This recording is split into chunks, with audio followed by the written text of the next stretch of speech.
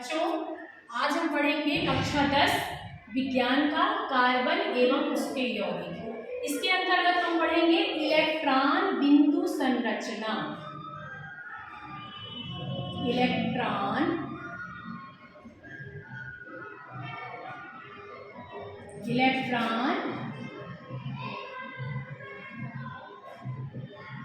बिंदु संरचना। इलेक्ट्रॉन बिंदु संरचना। तो हम पढ़ेंगे इलेक्ट्रॉन बिंदु संरचना में मीथेन की संरचना। मीथेन सबसे सरलतम हाइड्रोकार्बन होता है और कार्बन एवं उसके यौगिक के अंतर्गत कार्बन की 3 श्रेणियां हम पढ़ेंगे। 3 श्रेणियों के अंतर्गत रहता है एल्केन, एल्कीन और एल्काइन।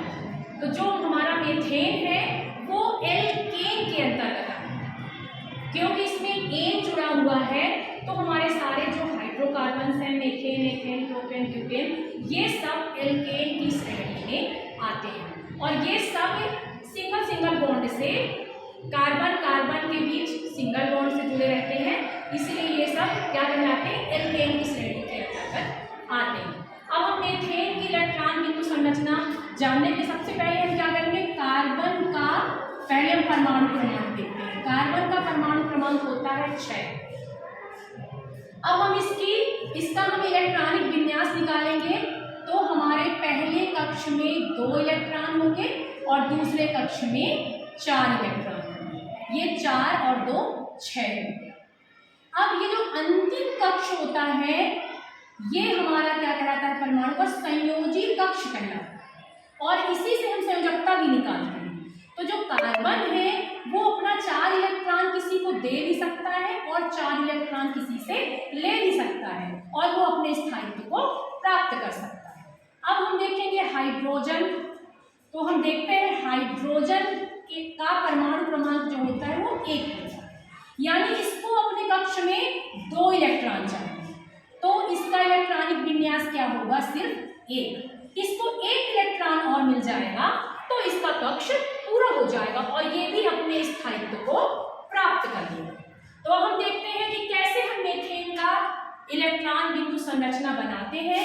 तो सबसे पहले हम लिखते हैं सेंटर पे C यानी कार्बन और इससे हम 4 हाइड्रोजन को जोड़ देते हैं, 1 2 3 और ये हो गया 4।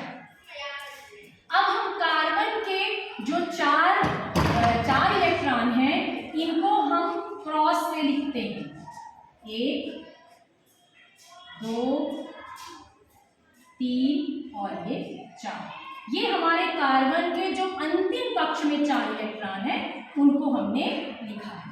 अब हम क्या करते हैं, अब हाइड्रोजन के भी 4 इलेक्ट्रॉन होंगे तो इनको हम डॉट से दर्शा देते हैं, 1 2 3 और ये हो गया 4।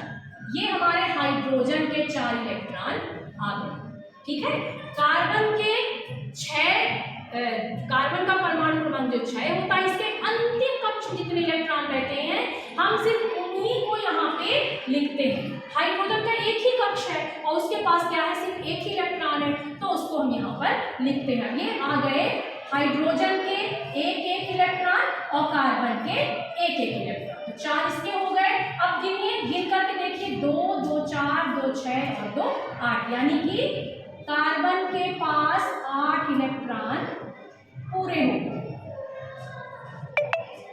और हाइड्रोजन के पास भी 2 इलेक्ट्रॉन पूरे हो गए।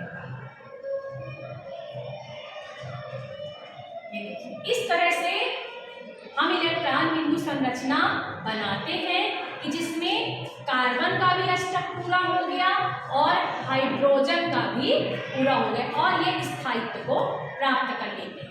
और इस तरह से कार्बन सहसंयोजी आबंध बना करके इस तरह से हम दर्शा सकते हैं मीथेन जो है